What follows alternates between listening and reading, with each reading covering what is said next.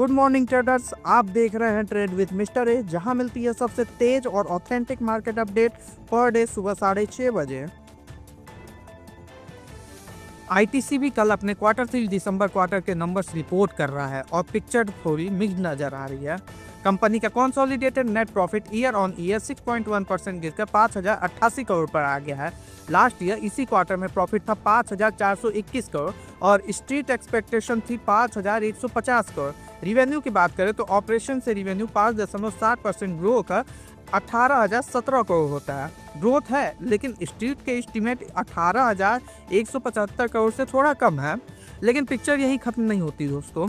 Operating level पर ITC pleasant surprise देता है। EBITDA 7.6% ग्रो होकर 6,271 करोड़, पोल एस्टीमेट था 6,180 करोड़, यानी एक्सपेक्टेशन से बेटर परफॉर्मेंस। दोस्तों, ये जो स्ट्रॉन्ग ऑपरेटिंग परफॉर्मेंस है, क्या ये आईटीसी के लॉन्ग टर्म इन्वेस्टर्स के लिए एक पॉजिटिव सिग्नल हो सकता है? ड्रॉप के बाद बाइंग अपॉर्चुनिटी या वेट एंड वॉच रहेगा? बताइए हमें कमेंट्स में। आगे बढ़ने से पहले अगर आप अभी तक हमारे चैनल को सब्सक्राइब नहीं किए हैं तो जल्दी से सब्सक्राइब कर लें ताकि आप कोई भी अपडेट मिस ना करें। अब चलते हैं ऑटो सेक्टर के बिग प्लेयर बजाज ऑटो की तरफ। दोस्तों, बजाज ऑटो जनवरी 30 को अपने Q3 FY26 के रिजल्ट अनाउंस करने वाला है और मार्केट एक्सपेक्टेशंस काफ़ी स्ट्रांग दिख रही है। एस्टीमेट के मुताबिक कंपनी का net profit 21% year on year grow करके 2,562 करोड़ तक पहुंच सकता है, जबकि पिछले साल इसी क्वार्टर में प्रॉफिट 2,109 करोड़ था। रिवेन्यू भी काफ़ी हेल्दी रहने की उम्मीद है, जो 20% ग्रोथ के साथ 15,330 करोड़ एस्टीमेट किया जा रहा है। ऑपरेटिंग परफॉर्मेंस भी स्ट्रांग रह सकती है। EBITDA 22% ग्रो के 3,149 करोड़ के आसपास रहने का अंदाजा है। आगे बढ़ते हैं और देखते हैं सनसेरा इंजीनियरिंग लिमिटेड को, जिन्होंने आज अनाउंस किया है एक स्ट्रेटेजिक जॉइंट वेंचर जापान की निचिडाई कॉर्पोरेशन के साथ, जिसमें सनसेरा का 60% स्टेक होगा और बेंगलुरु में एक नई जेवी कंपनी इनकॉर्पोरेट की जा रही है। ये जेवी प्रिसीजन फोर्ज्ड और मशीन ऑटो कंपोनेंट्स बनाएंगी, एल्यूमिनियम और स्टील दोनों में, जो अभी सनसेरा के पोर्टफोलियो का हिस्सा नहीं है, और प्रोडक्ट्स इंडिया के साथ साथ ओवरसीज मार्केट्स में भी सेल होंगे। लग रहा है ये जेवी सनसेरा के लिए नेक्स्ट ग्रोथ इंजन बन सकता है, स्पेशली ईवीज और एडवांस ऑटोमोटिव कंपोनेंट्स के डिमांड के बीच। अब बात करते हैं NACL इंडस्ट्रीज लिमिटेड की, जहां शेयर्स कल प्रेशर में दिख रहे थे, डिस्पाइट द फैक्ट कि कंपनी का Q3 नेट लॉस काफी नैरो हुआ है। पिछले साल 36.2 करोड़ का लेस लॉस के मुकाबले इस क्वार्टर लॉस सिर्फ 10.2 करोड़ रुपए का है। रिवेन्यू भी 18% ग्रो होकर के 318.8 करोड़ पर पहुंच गया है और EBITDA फाइनली पॉजिटिव हो चुका है एट 6.6 करोड़। तो सवाल ये है, फिर भी स्टॉक क्यों गिर रहा है? क्या मार्केट को 55 करोड़ के इंटर कॉर्पोरेट लोन एक्सटेंशन से कंसर्न है, जो NACL स्पेक्ट कैम को दिया गया है और जिसका इंटरेस्ट रेट 7.5% से बढ़कर 10% हो गया? आपको क्या लगता है, ये डिसीजन लॉन्ग टर्म में वैल्यू क्रिएट करेगा या शॉर्ट टर्म में प्रेशर लाएगा?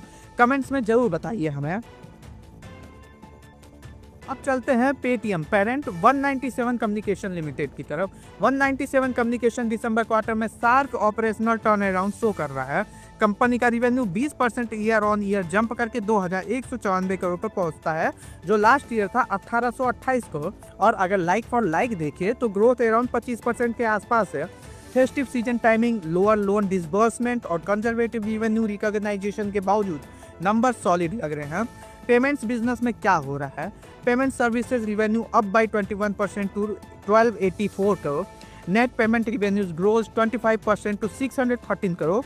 फाइनेंशियल सर्विसेज डिस्ट्रीब्यूशन भी फुल फॉर्म में है, 34% ईयर ऑन ईयर ग्रोथ के साथ 672 करोड़ रुपए का रिवेन्यू।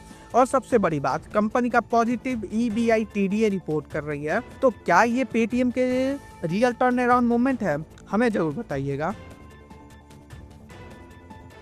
आगे है Dabur India. Dabur Q3 results announce कर रहा है और overall performance largely in line नजर आ रही है।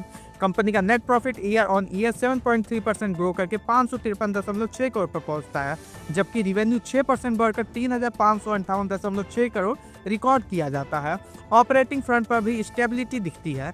EBITDA 7.7% ग्रो होकर 734 करोड़ पर हो गया है और ऑपरेटिंग मार्जिन 20.6 पर स्टैंड करता है, यानी नंबर्स में कंसिस्टेंसी है। कोई बड़ा सरप्राइज नहीं है, कोई बड़ी डिसअपॉइंटमेंट भी नहीं है। तो दोस्तों, आज की मार्केट अपडेट यही थी। कैसी लगी आपको ये खबरें? अपनी राय कमेंट सेक्शन में लिखना न भूलिए। और हाँ, अगर आप चाहते हैं कि आपको हर दिन ऐसी ही न्यूज मिलती रहे, तो चैनल को सब्सक्राइब कीजिए और बेल आइकन दबा दीजिए ताकि कोई भी अपडेट मिस न हो। मिलेंगे कल नए अपडेट्स के साथ, तब तक के लिए हैप्पी ट्रेडिंग।